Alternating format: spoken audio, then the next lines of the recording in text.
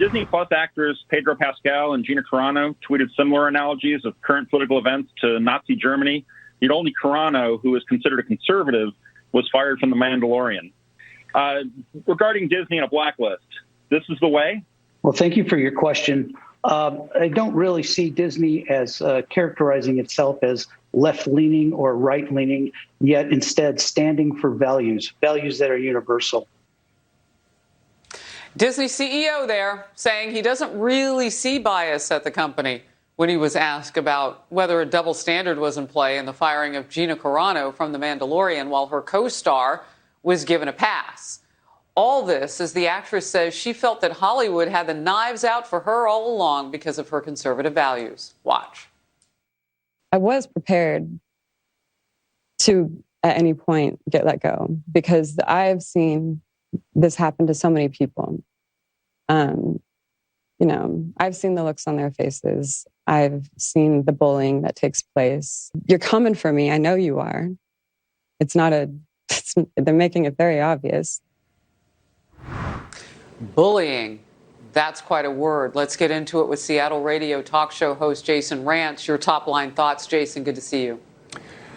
Good to see you. Yeah, it's pretty ridiculous. Now, part of the clip that you didn't show from the CEO, he talks about how Disney stands for respect and decency, integrity and inclusion. Respect except for people with different opinions. Decency probably doesn't target people who disagree with you politically. That's not the decent thing to do. And certainly there's no integrity in lying about the bias that you have. And when they talk about inclusion and we only see them targeting content that is conservative and individuals who identify as conservative, that's not inclusion, that's exclusion. You get all these buzzwords getting thrown around by a lot of progressives and they want you to think that it's not political. I mean, even when they talk about inclusion and diversity, they're really only talking about diversity in the sense of what you can see, not what you can hear or think. And that's a big problem for Hollywood in general, but Disney right now specifically.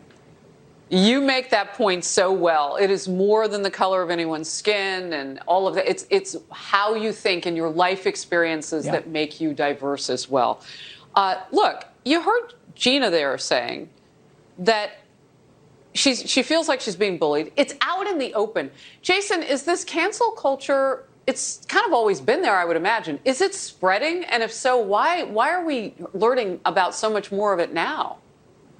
Well, it's spreading because right now the left has power, and they're the ones who are doing this. And I was given a quote by a mentor of mine back in 2004 that stuck with me since then. Imagine the power to censor in the hands of your worst enemy. Now, there was a time where conservatives were doing this. They were going after shows like Glee because it had gay characters or rap lyrics because it was disrespectful. And I took the same position then and I take now. The marketplace should decide, but the marketplace isn't deciding. We have these contrived boycotts and calls to cancel content that they disagree with. And in some cases, they're forcing the hands of these corporations. But ones like Disney, they are actively embracing it because they think it's going to be good for their bottom line. But to be clear, this is absolutely cancel culture that's going to come back and bite them as they are putting these warnings on old content that they're streaming on their network, on Disney Plus, like Dumbo and Peter Pan.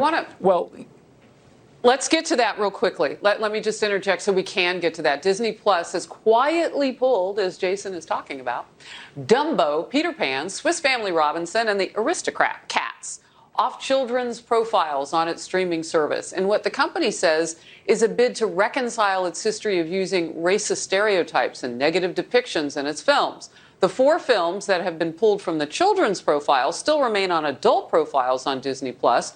But now they come with an advisory warning, which reads, this program includes negative depictions and or mistreatment of people or cultures. Jason, it's like, and I said this in, going to a commercial a little while ago, this is like the cancel culture got together with the nanny state and said, let's party.